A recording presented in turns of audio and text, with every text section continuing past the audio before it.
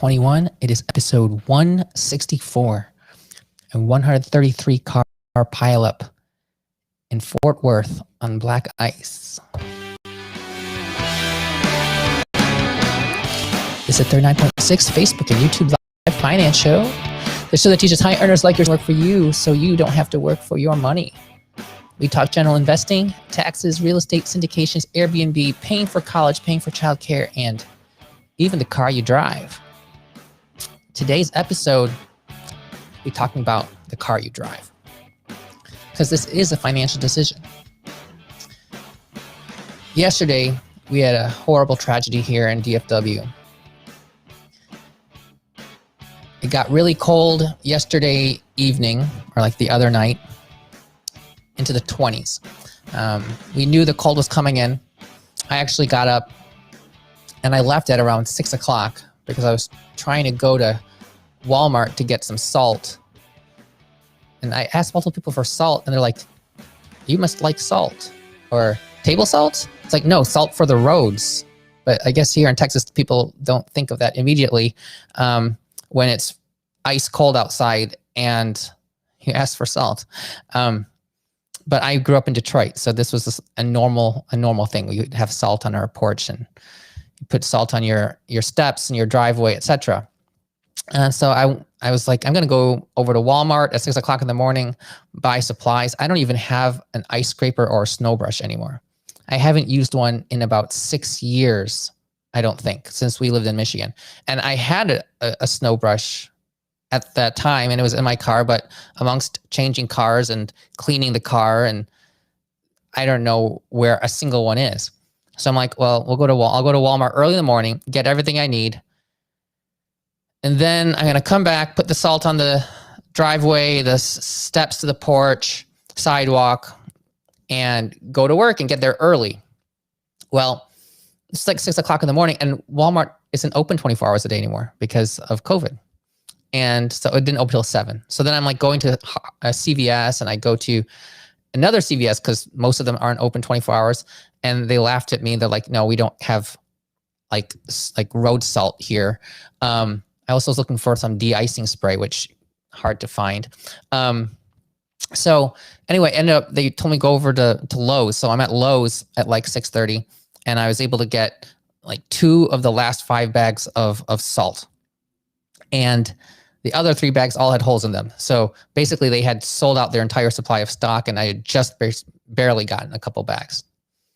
Now, on my way over to Home Depot or Lowe's, I was actually Lowe's. I'm Jade, and a little... Sorry, some ad popped up. A red light was in front of me, and I tapped the brakes to slow down. And there was another car already at the red light, only one car. This is really early in the morning. Put my foot on the brakes, car keeps sliding easily 50 feet. And I really thought I was going to hit the car in front of me. I was able to move the car over to the side, like 1 lane over. And so I wouldn't hit the car. And luckily the car did stop before I would have hit the other car, but I had no idea. And in that moment, there was this incredible uncertainty and lack of control of driving our vehicle. And I'm driving our 2019 Subaru Ascent, 4-wheel drive. The tire pressure was not like 36 where I'd like it to be. It was around 34, which isn't bad because the temperature had gone from, it was literally in the 60s, like this past weekend. And it went to the 20s yesterday evening. So pressure was fine, although I would have liked it to be a little bit more. But I step on the gas and I'm sliding, and this is the worst. Like, ice is the most dangerous thing, at least in my opinion. I don't know the data to back this up, but snow, not really that much of an issue, especially when it's like powder. Ice, I mean, you have no friction, right? Your mu coefficient of friction is near 0. So once you press the brakes and you lock up your tires, then you're just sliding. And so in general, you want to drive like slower so that you keep your wheels moving, because you're less likely to skid if your wheels are turning. But once I was on the brake, and I had to stop because there's a red light. and there was a car in front of me. It wasn't like I could just step on the gas and try to go right through it. That would have been dangerous going through the red light because there were still some other cars on the road.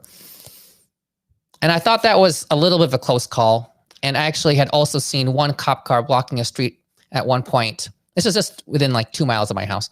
And a car had spun out and I think might have turned to its side.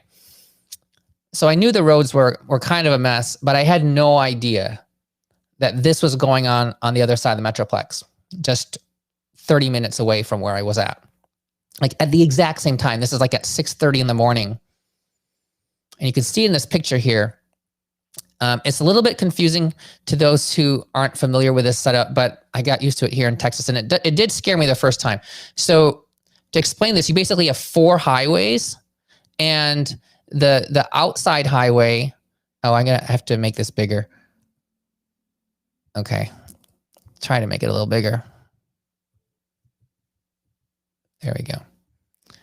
Okay, so you have like 3 lanes on the far left and 3 lanes on the far right. Those are your regular lanes. And then you have 2 lanes and 2 lanes in the middle. So there's like 4 lanes in the middle. And each of these sections, 3, 2, 2, 3, guided by a barricade. So those middle lanes, those 2 and 2 are your lanes. And your express lanes are barricaded from the regular lanes so that people can't get on or off except at certain points. And people drive fast on these express lanes. Some express lanes are only 1 lane, and it can be a little bit nerve-wracking because people want to go 80 miles per hour, 85, and the express lanes often have like a 5-millimeter bump on the speed limit. It might be like 75 instead of 70, where it is on the non-express lanes. But even if you're going like 75, you might have a backup of cars right behind you because you're going the speed limit, and over time they just accumulate because they want you to go faster. And if you're only 1 lane, you can't really move out of the way because they don't have a second lane, and they often don't have a shoulder. Now here you can see that there is a tiny shoulder on I guess on both sides, but it is relatively small. And then there's the 2 lanes, but there's not really room to really go off to the side, especially once there's 1 car on the shoulder. You might get stuck, and you can see how a pileup can happen pretty quickly. So this was happening around 6:30 in the morning. A car probably spun out on the ice because they're going probably, let's say 60 miles per hour or higher. I don't know. But there are a lot of semi trucks because they're the ones who are driving these big hauls like overnight. And this was early. This was before most of the traffic, but it only takes like a couple cars to get into an accident on an express lane to basically impede the traffic on that express lane. And there was black ice on the road. You couldn't see it. I didn't see it when I tapped my brakes and went skidding about 50 feet. And I was not going fast. I was probably not even going 25 miles per hour at this point because I was just on a residential road basically. But here they're going fast, and the roads, this is the problem. Like when I grew up in Michigan, if you made it to the highway, you were basically safe because those were in general the roads that were going to get taken care of. They'll get snow on the road, salt on the roads early if they're planning ahead. Sometimes they didn't, or sometimes it was bad because the snow just started coming down around rush hour and there wasn't much to do about it. But often they would get those roads cleared first, and the people who have already been driving have, kind of cleared a path. So my historic expectation was the highways are the safest place to be in terms of getting through snow. But this is a completely different situation because you're in these express lanes. The roads are not prepped, from the best of my understanding. What I've heard is that there was no salt or sand put down on this stretch of an express lane. And if you look in the picture, you can see that it costs $2.35 just to ride on this section. This is just a section of the toll of this express lane. Like every handful of miles, you get charged again. And when you're driving in Fort Worth, like from Dallas to Fort Worth, I've taken express lanes and have accumulated over $10 in tolls, just one direction. You could spend $20 in tolls each way. I would expect a toll road of all roads to be prepped. But this happened. And so once a couple cars got in an accident, the cars behind don't really have much they can do because they're going at whatever speed, and they might not necessarily be speeding. Going from even like 40 miles per hour to 0 on black ice in the dark because the sun hadn't come up yet, not going to happen. And it only takes, like, every single person behind you would have to like see this up coming in advance in order to prevent this from happening. But it's just not really a feasible situation. So here's one picture. Here's some from Twitter from Fort Worth Fire Department. You can see this Subaru Outback over here. I can't see the front of it, so I don't know how well that held up. But it looks okay-ish from the back. Let's see. Here is another set of cars from the front, and you can see how many of them are mangled up. There's some video. I'm not going to show it, but for people who want to watch, there's a number of videos out there, and you can see like a semi-truck that's flying into the pile of cars. I think that's basically, once that one came in, then it was done. But you see these smaller cars. This is just anecdotal because I'm just showing you a couple of cars, but this is like a smaller car, and it's underneath a bigger van or truck. And we have a few more examples of this. Oh, here's a dog getting rescued. They always want to show the dog getting rescued. Here's that FedEx truck that ran into the pile and then tipped over. And you can see the Escalade here is actually pretty well intact. I don't know what's holding up the FedEx truck. It might be just the barricade. I'm not sure. But you can see that a lot of cars here are big cars. You have pickup trucks, SUVs. There aren't many small cars. And this is another key thing. Like, back in the early 2000s, when gas prices were getting high relative to what they are now, and there was a big move to have smaller, more economical vehicles, that has since gone by the wayside. And the population percentage of vehicles that are SUVs or cars is much higher again. And so, relatively speaking, if you're in a smaller car, now you are in a smaller car. Okay. This is a video that I will show. I'm not going to show the ones of them driving. This is just a video driving, going through the area. Okay, and you can see the pile of cars. You can see the car thing that carries other cars, which is up here. And the reason I want to show this, you can see the Volkswagen Beetle. I know it's not super big, but there's a Volkswagen Beetle that is just crushed. It looks like it just kind of went right into the pile and went kind of, the nose went underneath the cars in front of it, and then it spun sideways, and it is crushed. Other bigger cars, not necessarily as crushed, but certainly a lot of damage. But if you look at the cabins of where the driver is, it's actually really interesting to see, because a lot of the cars have crumple zones. So the back of the car, the front of the car may look wrecked, but the cabin where the driver is or the passengers are looked very much more intact in the same shape that they were at before the collision, which is what's important for you surviving, and as well as seatbelts. And things like automatic emergency braking. These things are fantastic, but they're not going to help you when you're sliding on ice. They're not going to help you avoid this collision, and they're not going to save you from cars coming from behind you that are going to run into you, even if you're able to stop. So even if you were able to stop on time, the car behind you might not, or the car behind that person might not. And once that happens, the cars will hit you, and it'll be a domino effect. You can see that Volkswagen Beetle over here getting crushed by the big truck carrying all cars. And if you look at all the big trucks, like the semi-trucks and these carrying cars, they look basically, even though they got into an accident, they're all in the same shape they were at before the collisions, because they're so big. If you look at the cargo box on the trailers, on these 18-wheelers, those big boxes, they're all intact, because they're just bigger cars. They're much more massive. They can tolerate a lot more force. The acceleration will be less because they have a lot more mass, because force equals mass times acceleration, right? So I'm just going to leave that aerial footage while I keep talking, but it goes through this whole long area. There were 6 people who unfortunately died in this accident. 133 cars in the final count from what I saw last night. And 30 plus people had to get taken to the hospital from what I saw. I mean, this is just horrible. I have not seen an accident like this, at least myself, maybe ever. I've heard of other pileups, but this is just incredibly bad. So why all this? So first of all, it's really important to see this and use this for, as Z-Dog would say, you can science the crap out of this. Like, I'm a radiation oncologist. There's all this radiation information, toxicity stuff that we just don't know, because it would be unethical, impractical, impossible to actually ascertain the data.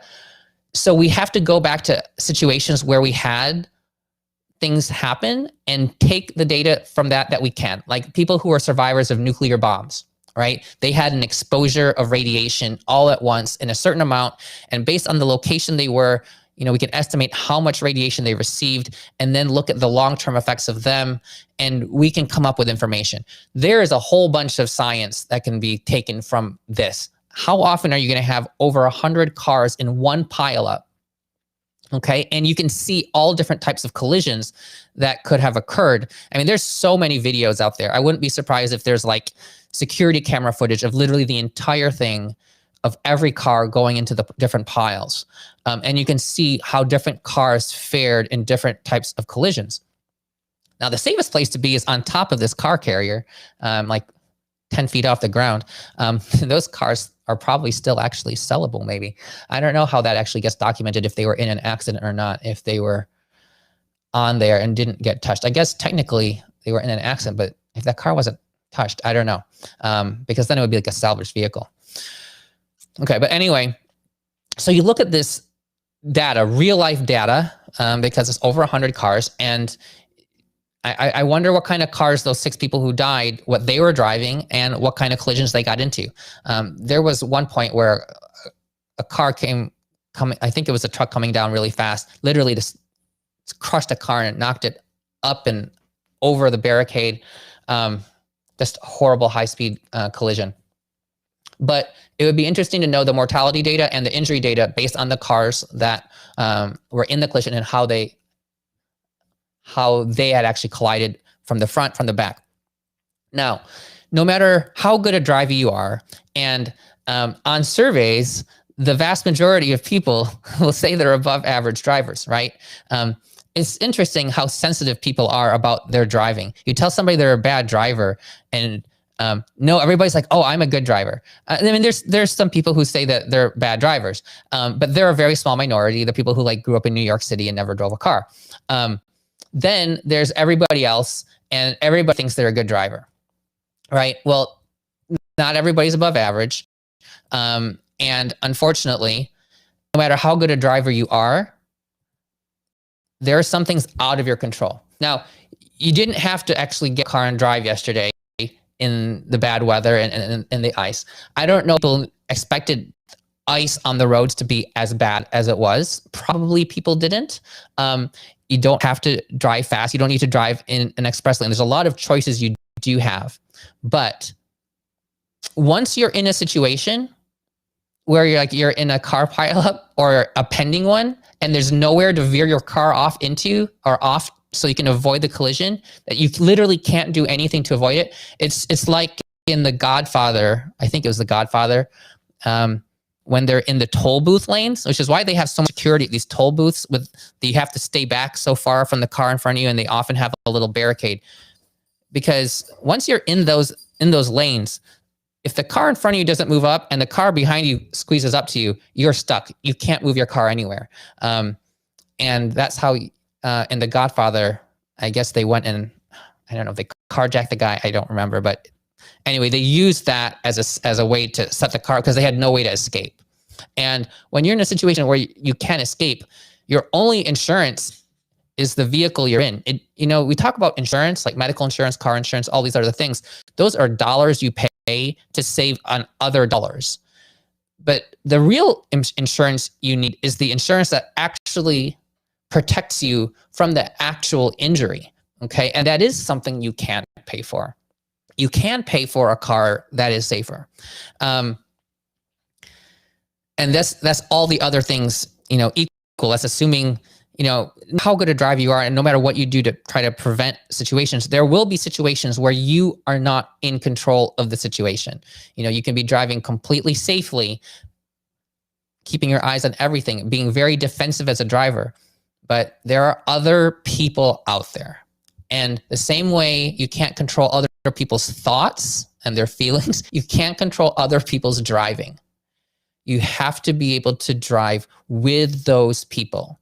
And I think about what are the actual things, 2020 was a year that I think we've all actually thought about our mortality a little bit more. Whenever we hear about an accident like a school shooting, we think about mortality, or we think about some one in a billion thing that happens, and we think of our mortality. But when COVID happened, I think a lot of us actually started to really think about, could I die? What's the likelihood that I would die? What about one of my family members dying? And it became very real, really palatable, really palpable. I take care of cancer patients, a lot of whom are my age and younger. And so I see this every day. And I often think, oh, could I have something that could kill me? But what things do we think about that could literally kill us within the next day? Sure, some people have a heart attack or something that happens completely out of nowhere. But within a 24-hour period between now and tomorrow, there are very few things that could possibly kill me between now and tomorrow. And I think statistically, it's a car accident, right? Because if there's an illness, there's a period of time likely between the illness and you dying. Not always, but often. But a fatal car accident happens within a fraction of a second. You can die instantly. Maybe not instantly, but within a very short period of time if you have a bad accident. I think about that with cars for adults, and I think about that with our kids in terms of, yes, A, cars if you're outside playing, but also B, what in your house could actually kill your child. And I think about our stairs all the time, which is why we have gates, not necessarily from our 3-year-old because she's good, but our toddler, our 1-year-old, 1.5-year-old, those gates have to be closed for her, right? Because there's not much else. There's a lot of things they can hurt themselves on, but what could they actually die from? An 18-month-old falling down our stairs because we have very high floors. I think we have 12-foot ceilings, and it's just one straight down path. Yes, could die from that. So what things can you do to prevent or to, protect yourselves? And so, we have fences in the house. And if you drive a car, you can drive a car that's less likely to subject you to injury. Because I don't care how good a driver you are. If you were in that collision, if you were in the middle of that collision, you're completely helpless. You're just subject to whatever's going to happen is going to happen with a collision. And then, you're supposed to stay in your car, which is often considered the safest place to be. And I was reading a thread yesterday about this, and people were like, how many times do we have to tell people to stay in their car? Because getting out of your car on a highway is super dangerous. But then in one of the videos, you see a car come, and the car, there's already a pileup, and when the big truck is in, boom, this other car gets crushed and just absolutely just decimated. So maybe you would want to get out of the car if you were in that car in that situation. You have no way to know. And also, it was like 25 degrees or so when this happened. It was well under 30. It was in the 20s. So you have these people who are in car accidents. Their cars aren't running anymore. You have over 100 cars, and it's 25 degrees. Like, I was throwing out salt, and I was outside for a few minutes, and when I take one glove off, my hand would freeze very quickly. It was very cold. So then you have all these people with hypothermia, and they're trying to get rescued. So they had cars going in and getting people out and rescuing people. So what do you have in your car for an emergency? And, I think a lot of people, it's funny, whenever there's like a natural something coming, everybody goes to the store, they stock up on like water and all these things. And you're like, why are you doing all these things? But then basic things like having a blanket in your car, that super valuable in a time like this. Even if you have really good heating, car, you have heated seats, all this stuff. If you get in an accident and you're stuck, having a blanket, probably useful. Activating those emergency response systems on your car, which I actually have activated on my car. I should probably do that because they're like crazy cheap. And yeah, when something happens, you want somebody to be notified immediately so that somebody will be there faster. I mean, 1 minute can be a huge difference when you're in a car collision. And if you can't reach your phone, like you have an accident, your phone like flies to another part of your car and you're stuck in your seatbelt and you can't get it undone, you can't call anybody. So having those systems where they automatically call when you're in an accident are actually super cheap and can be very valuable. And frankly, I mean, if you use it once in your entire life, you get your money's worth out of it, right? All right, this was going to be a 5-Minute Friday episode, but had a lot to say.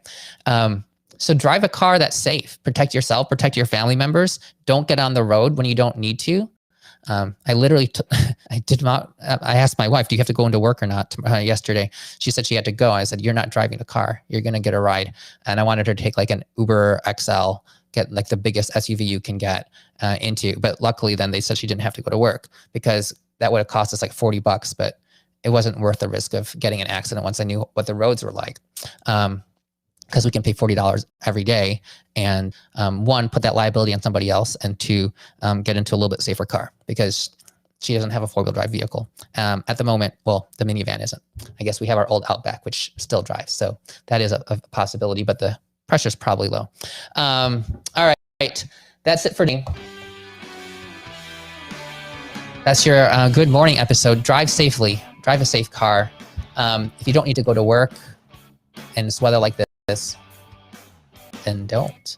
I'll be staying here for a while until I have to get out, but I don't plan on driving in the dark in this kind of weather because you have no idea with the ice when it's that dark out, and other people can't see you very well. That's another thing.